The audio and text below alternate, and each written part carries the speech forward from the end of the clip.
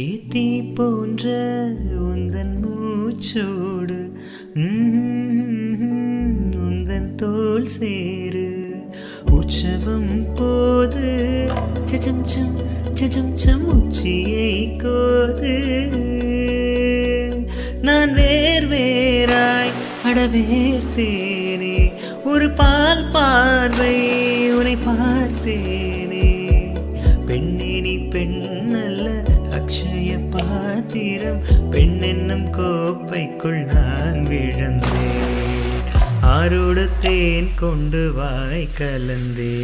ஏ அசைந்தாடும் காற்றுக்கும் அழகான பூவுக்கும் காதலா காதலா